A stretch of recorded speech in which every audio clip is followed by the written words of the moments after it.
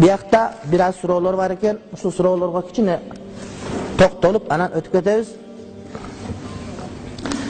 Atam ötkönüne bir yılga jakındap kaldı.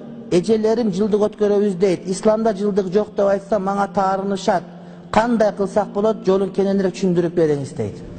Jıldık деген bid'at жок. Siz aytыңыз, чубага жайыпты ошо билет экен деңиz. Jıldıkka ketire turgan тыйыныңардын баарын чогултуп, алып келсеңер, бу жерде биздин мадрасабыз бар. Каруу балдар окуйт. Ошолорго чогултуп бергиле, ошолор ошону bir жыл жесе, бул чоңсоп атаңар бейиштин төрүнө чыгып кетет иншалла. Анан жылдык кылсаңар, оерге бетин жууган келет, бетин жуубаган келет. Талак катын айтпаган келет, арак ичкен келет. О кече балдарын туура тарбия бербей, бирөөнүн башын жарып койгон балдары хулиган болуп кеткендер келет. Баласы да тарбия бербеген дуасы кабыл болбойт. Ошол келип жейт мисалы үчүн. Анан атаң кайра күнәкар болуп калат. Ошон үчүн сен айт, ошо жылдык бид'ат, кетире турган тыйыны алып келип бер, ошол жерге каттап коебуз, ошонун тамагына жумшайбыз, bir жыл жей берет. Анан бияка батпай кетип көп болуп кетип кет, онун наркы мисалы үчүн кече өзгөндөгү жетим балдар үйү бар экен. Ошого апарып беребиз. Анан саңа жылдык, анан саңа аш.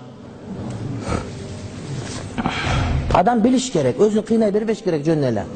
Сооп жетеби жокпу деген түшүнүш керек туугандар.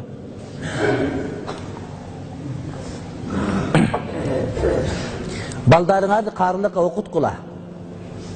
Карылыкка берип алып кетип калып окутпай койгондор дагы бар. Бул жаман нерсе болот. Куран, пайгамбарыбыз Куран толук билген. Hazreti Abu Bakr 12 жылда Бакара сүрөсүн жаттап, төй союп той берген. Анан биз карылыктан чыгарып алып илимди инкар кыла турган болсок, ал жакшы эмес болот. Анан туугандар айткыла, туугандарын, коңшуларыңарга, балдарыңар тыйгыла. Мен уже Көкжанга келгенде кичине уялып калып атам. Чубага келгенде 2 жылдан бери ай сайын телпилдеп келет, келген сайын хулигандар көбөйүп, бирин-бири сайып каракчы болуп кетти. Көкжаңактын барып, элдин баары айтып атат. Айткыла балдарыңарга, дегиле, коңшуңа тый. Бириңин жениң, бириңин таган, өзү кичинекей жерсиңер. О, өзүң дөңдөн баарын көрүнүп турасың. Анан бириң-бирин тепкилеп атасың. Билесиңер кимди ким уруп атканын, кимди ким төбөлөп атканын.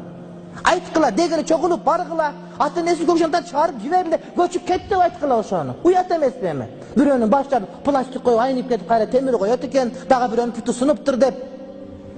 Илгери орус көбөлө, орусуңдир кетип бүттү, болду. Эки камберде башка эч ким калган жок силерде. Ошону уят эмеспи шуну? Унчукпайсыңар, билесиңер, айт, сенин балаң кылып атат. Сен айткан жоксуң. Аксакалдар баргыла ошого, айткыла ошону. Чыкыргыла бияка.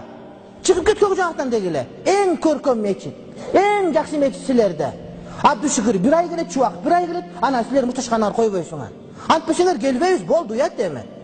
Айтат да сөзү укпай аттыр. Булар барып аш жеп кайра кайтып аттыр дейт да анда. Кетип атат бул. Айткыла аксакалдар ошону. Отурасыңар мына жерде, дайыма төрдөсүңөр. Чыкыргыла ошо ургандарын аты, билесиңер кимдер экенин. Кет бу жерден дегиле. Көкжаңакта отурба сен дегиле. Арам саңа бу жерде дегиле. Өлтүрүп атат, намыс кылдырып атат. Эмнеге ушундай? Айткыла дегиле, ошону айткыла. Антпесең чүйдө кээ бир айылдарда магазинде дарак сатылынбайт. Барыңар бири болсоңор эле болду туугандар. Силерди эч ким чаап албайт. Барыңар чогуу болгула, бөлүнбөгүлө, барып айткыла дегиле.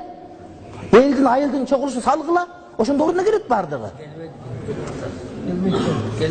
Келбесе айтыш керек, көчтөш керек, ошо үйүнө барыш керек бардыгы. 50 адам, 60 адам барсын, 80 адам барсын. Эмне кылганыңар бу деш керек? Магазин соода кылбай турган болсун ага. Антпесе болбойт. Тоюна барбаш керек ошондойлордун. Жакшылыкка чакырбаш керек. Жаназасын окубайды деп айтыш керек. Не деген рекетчилик бул? Шариятта ушундай. Рекетчилик кылган жаназа окулунбайт. Не деген сөз бул? Айтыш керек ошону туугандар. Элдин ичинде бири-бирибизди отура берген менен бул жаман. Эртең бирөө өлүп калышы мүмкүн. Анан эки эл ошон душман болуп калышы мүмкүн. Орун жашсаң өлүм ашкере кылат деген сөз бар. Уят болот. Бир элбиз, бир мусулманбыз биз туугандар.